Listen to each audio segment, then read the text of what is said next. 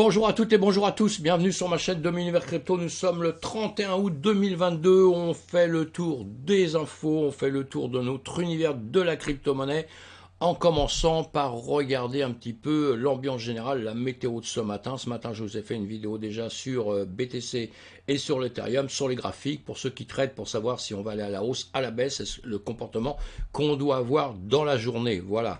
Et donc maintenant, on regarde les graphiques, plutôt rouge, un peu de vert, mais plutôt rouge dans l'ambiance. On a plutôt une ambiance plutôt rouge, un BTC à 20 346, un ETH à 1548, la guerre en Ukraine, ce n'est pas terminé. La Chine avec Taïwan, les USA, tout ça, ce n'est pas terminé. Donc, tous les problèmes qu'on entend à longueur de temps, les hausses, les taux d'intérêt qui vont exploser, tout ce qu'on veut au monde, rien n'est arrêté. Donc, il ne faut pas oublier tout ça. Tout ça, on le garde dans un coin de la tête. Et on se dit, même si de temps en temps on est un peu FOMO, on est un petit peu enjoué, on est un petit peu très content, on est machin, on n'oublie pas que de ce côté-là, il y a quand même problème, mes amis, hein, d'accord. Donc voilà. Donc voilà. On passe à autre chose. Le fondateur de Todex a fui la Turquie, mais a été appréhendé en Albanie. On a déjà parlé dans le passé. Voilà, escroquerie, etc. Il a fui, il a été pris. On va suivre ça au fur et à mesure, évidemment, que c'est un petit peu normal ce genre de choses. Jim Cramer dit d'éviter tous les investissements spéculatifs contre la crypto. Voilà. Alors en ce moment, je ne sais pas ce qu'ils ont tous. Hein. Ils se sont donné le mot. Alors Jim Cramer, là, bon, bah, si vous ne connaissez pas, c'est pas bien grave, hein, mais ce sont des gens qui sont, on va dire, plus ou moins influenceurs influenceurs, c'est un grand terme maintenant, hein, mais les gens, quand ils disent quelque chose, on les écoute toujours un petit peu dans la finance. JP Morgan, hein, vous connaissez, bah lui, pareil, hein, JP Morgan, il nous dit simplement, voilà, je vous remets en français pour que ça soit plus clair, conseille aux investisseurs de vendre de la crypto et d'acheter des actions de valeur. Bon, allez, on passe dessus, je vais pas m'étendre sur tout ça, c'est pour vous faire voir que, voilà, tout n'est pas positif, hein, il faut arrêter de rêver parfois, les vétérans de Wall Street.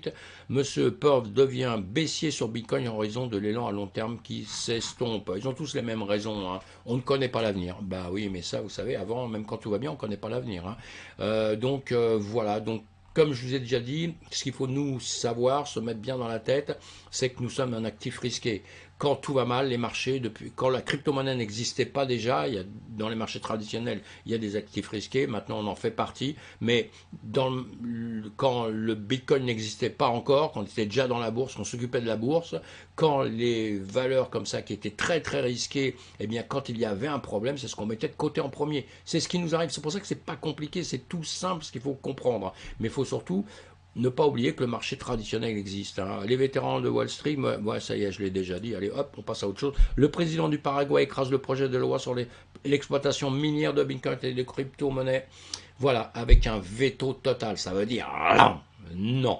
Bon, bah d'accord, hein, on ira lire, hein, si ça vous passionne, vous lisez, vous cherchez le pourquoi du comment, on le sait, hein, pour l'instant, bah, il n'y croit pas, c'est tout, hein, il n'y croit pas, peut-être d'autres tensions politiques dans son gouvernement aussi, plein de choses comme ça, c'est jamais simple, hein, mes amis, hein, c'est jamais simple, mais c'est pas fini, on lira tout ça, ça c'est simplement des petites infos qu'on a comme ça, il y en aura d'autres dans les jours à venir et tout, donc tout ça, on verra comment ça se terminera, de toute façon, si les pays qui n'autorisent pas ça, les types vont déménager autre part, s'ils ne sont pas installés là, ils prennent un autre chemin, ils vont le faire autre part. Il y a quand même des pays qui acceptent ça, donc ceux qui l'acceptent pas, et c'est normal, hein, chacun fait ce qu'il veut dans son pays.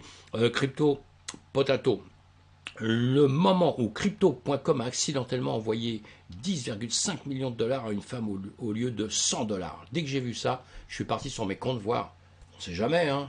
Non, c'est pas à moi que c'est arrivé. Hein. Parce que là, je comprends un petit peu. Vous avez d'un seul coup une somme énorme qui arrive comme ça. C'est pas quelqu'un que vous connaissez, c'est rien. C'est de l'argent qui vous arrive, même un compte classique qui vous balance tant d'argent dessus. Bah, qu'est-ce que vous faites? Vous retirez l'argent. Hein.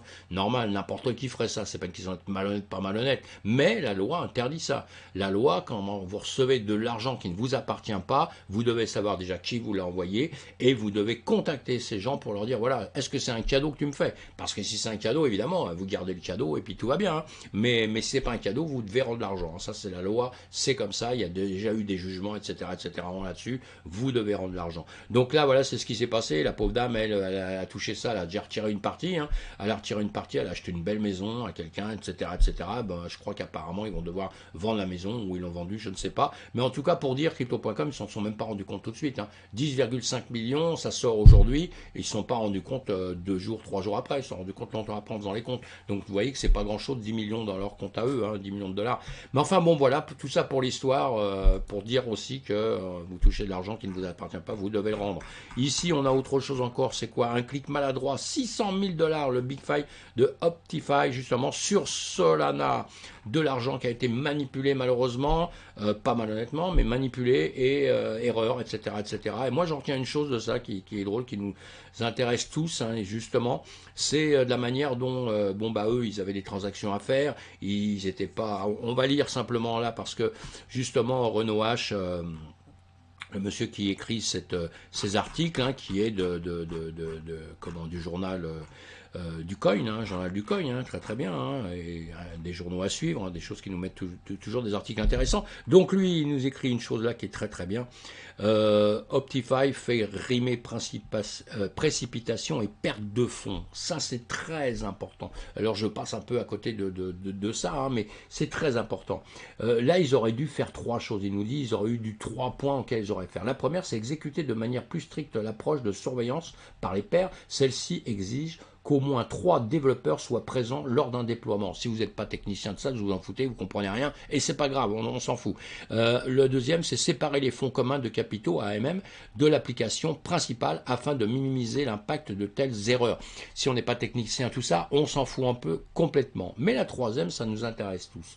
Ne pas se précipiter, mes amis. Ça, c'est un point important. Alors qu'on soit un super technicien, un champion du monde de quoi que ce soit, même un champion du monde dans quelque chose, il ne se précipite pas. Il doit rester calme, confiant dans ce qu'il fait déjà, et surtout calme, pas dans des états de stress, de machin. Là, d'après ce que j'ai lu, ils ont voulu aller vite, ils ont fait des erreurs, ils ont voulu récupérer autrement. Il devait être dans la panique un petit peu, il devait être un petit peu tout ça. Et surtout, dès qu'on perd beaucoup d'argent, on devient d'un seul coup, boum, on devient quelqu'un d'autre. Hein, on perd ses moyens un petit peu. Dans le trading, pour ceux qui font des trading, c'est la même chose. Ceux qui achètent des cryptos, etc., c'est la même chose. Pas de panique, on fait les choses doucement. Même si on vous dit, il y a une affaire, cette affaire, il faut que tu la fasses dans les 5 minutes, parce que sinon, tu ne l'auras pas. Vous la faites pas, c'est pas grave, vous en foutez. Passerait une autre affaire, vous en aurez d'autres, d'accord. Depuis toute l'expérience de ma vie, tous ceux que j'ai vus faire des affaires faramineuses, etc., en général, ils ont tout perdu. Hein. Donc voilà, donc il faut se méfier énormément. Et en tout cas, ne pas se précipiter. Là, c'était un peu le message grâce à cet article. Voilà. Si Coin Tribune nous parle de Surfing Bitcoin, on a déjà parlé, hein, une réunion qu'il y a eu dans le sud de la France, sur Biarritz, et donc ça s'est super bien passé, apparemment ça s'est super bien passé, ils nous font un petit compte rendu là-dessus.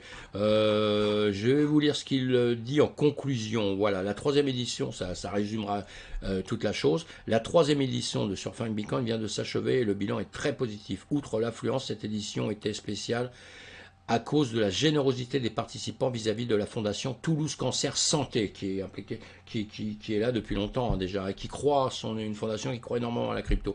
Plusieurs dons en crypto-monnaie ont été faits à la fondation, qui a manifesté sa satisfaction évidemment, un geste original qui certainement fera beaucoup de bien aux personnes atteintes de cancer. Il met aussi en lumière l'importance des crypto-monnaies pour soutenir la recherche contre le cancer et d'autres maladies. Ça c'est bien, hein, c'est des bonnes choses, c'est positif, on a besoin de ça parce que vous avez vu les premiers, là, complètement négatifs, tout ça, on a besoin de choses positives dans notre écosystème, parce que l'écosystème, même s'il y en a beaucoup qui veulent le casser, qui disent n'y allez pas ci, faites pas ça, etc., il n'est pas prêt de s'arrêter. Maintenant il est parti, il est lancé, avec le monde entier qui s'y intéresse, avec des États qui vont y croire plus que d'autres, avec des hommes politiques qui vont y croire plus que d'autres. Ça, c'est la vie, hein, c'est comme ça. Hein. Il y a des gens de droite, de gauche, du centre, il y a de toutes les couleurs, il y a de toutes les religions. Le monde est fait comme ça. Eh bien, nous sommes une petite entité dans tout ça, un petit écosystème, un petit univers qui est en train de grossir et qui va prendre sa place, qui va faire sa place dans tout ça.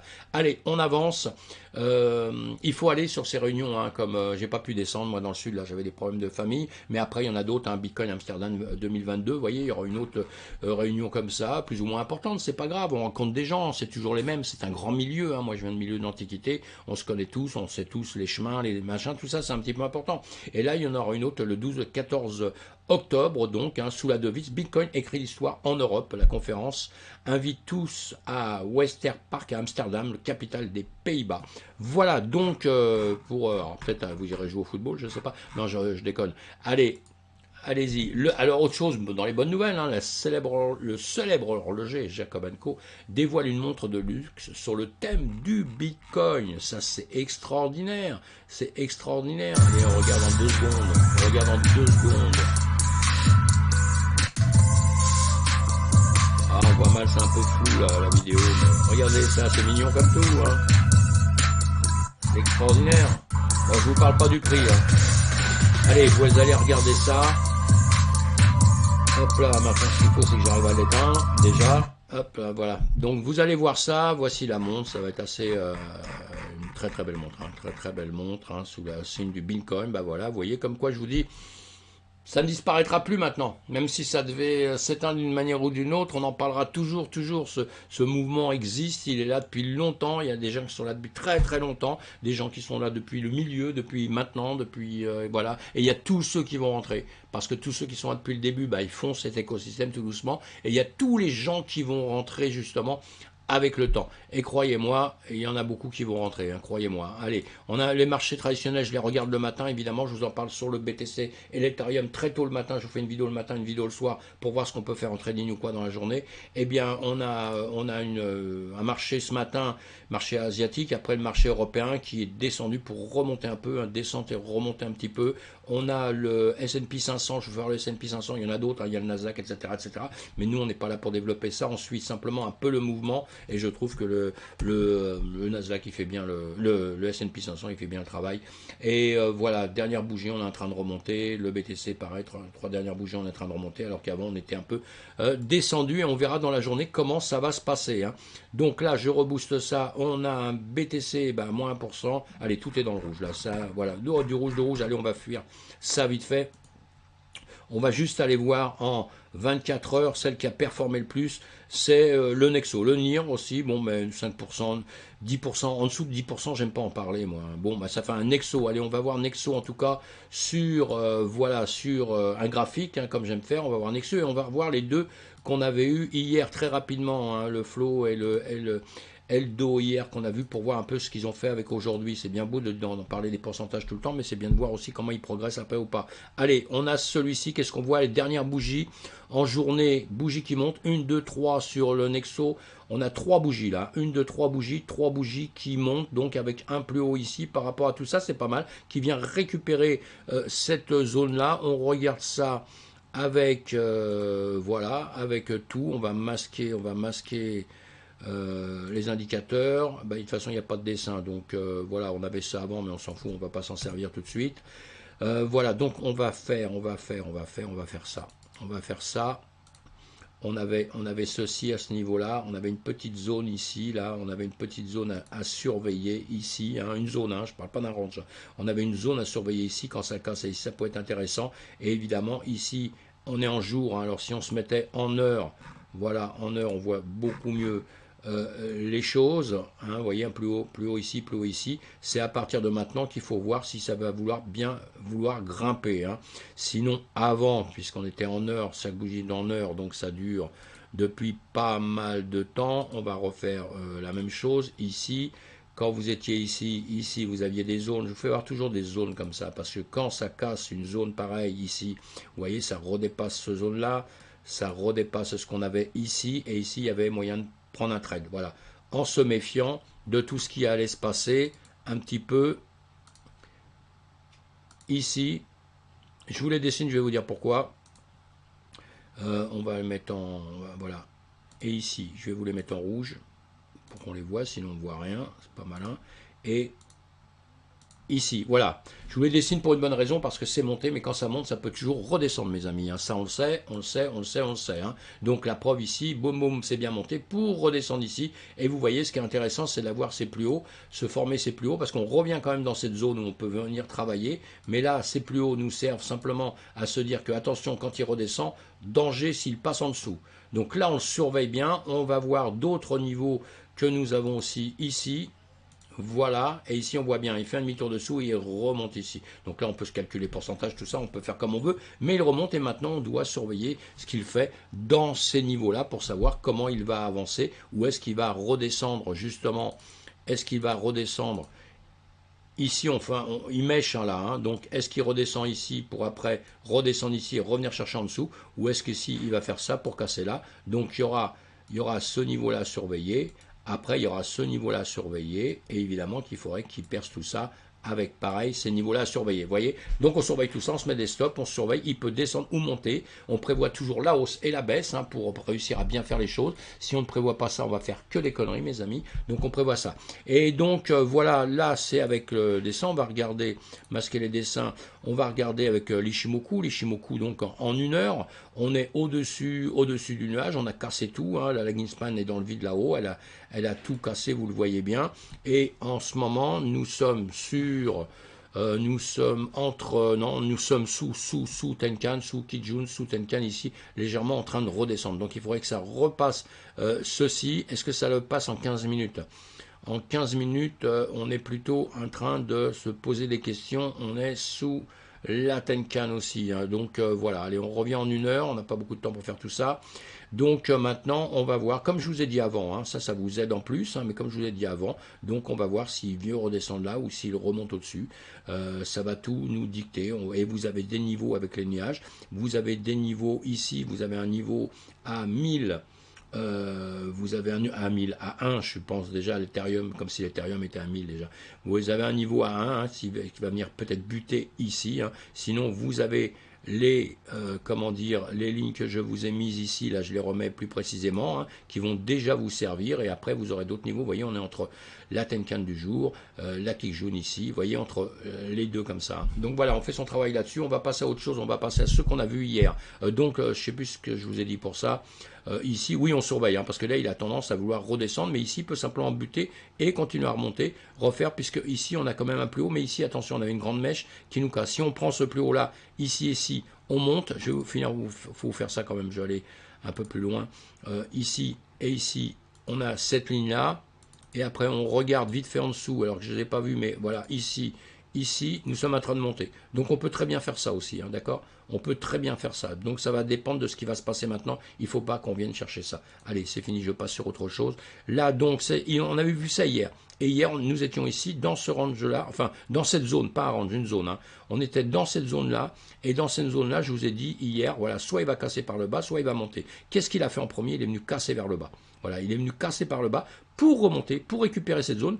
Il joue ici sur le bas de cette zone que je me suis mis, 1.7, hein, d'accord, il joue dessus pour après partir. Ici, pareil, si on voulait trader, si vous vouliez trader à ce moment-là, c'est bon, ce que je vous fais voir là, c'est bon pour la suite. C'est-à-dire que ici, si on regardait bien, il avait tendance à vouloir refaire à peu près les mêmes zones, hein, à vouloir se faire un travail sur une même distance, là comme ça, vous voyez, ça encore c'est une zone. Mais dès qu'on passait cette zone-là, on pouvait ici casser, prendre un trade. Voilà, boum, boum, boum, et il cassait tout.